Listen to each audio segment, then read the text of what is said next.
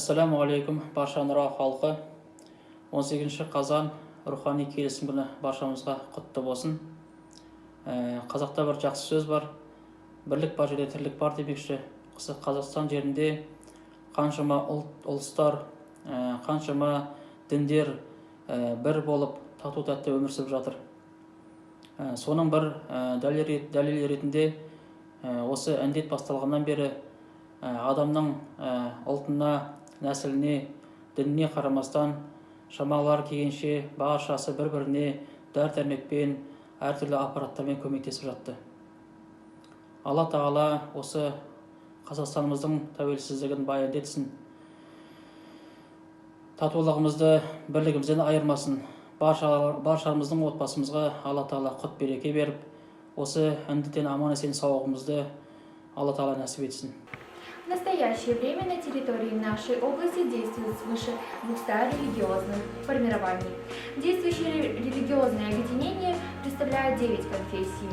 В частности, ислам, православие, протестантизм и нетрадиционные религиозные образования. В Казахстане объявлена свобода вероисповеданий, и каждый вправе выбирать себе религию по желанию. Главное, она не должна калечить судьбы людей, психологию, а также не должна настраивать против государства. 18 қазан күні атап өтілетін рухани келісім күні. Егемендік алғаннан бері бұл күнді ерекше атап өтудегі мақсат еліміздегі 17 конфессия мен 130-дан астам ұлт өкілдерінің басын біріктіру, тұрақтылық пен тыныштықты орнату. Бүгінгі таңда рухани келісім көптеген елдер үшін бірінші орында. Осы жағдайда Қазақстан ұлттық бірлігіне негізделген тұрақтылықты көрсетіп отыр.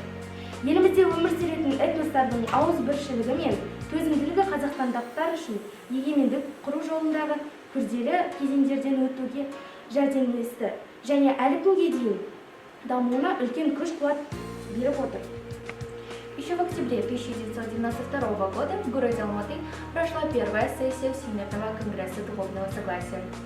На заключительном заседании Конгресса, день его открытия 18 октября, был объявлен День духовного согласия. С тех пор этот день отмечается как в Казахстане, так и в других странах мира. Тәуелсіздік жылдары ішінде өзімізге тән тамаша дәстүрлер қалыптасты. Рухани келісім біздің ұлтымызға тән үлкенді сыйлау, сонымен қатар отбасына құрмет, балаларға қамқорлық, қонақжайлық, татулық, достық, ауызбіршілік тәрізді ізгі ортақ құндылықтарды берік орнықтырды. Халқымыздың татулығы мен бірлігі еліміздегі өркендеп алға басуына себепкер болуы. Осы байлығымызды қадірлей білу, оны жас ұрпақтың жүрегіне ұялату еліміздің жарқын болашағының кепілі болмақ. Келін бар қолына көк ту ұстаған, жақсы адамның бәрі де тұрысмаған. Сілкіп тастам бойдан жат қасиеті, рухани жаңғыруға тиіс қоғам.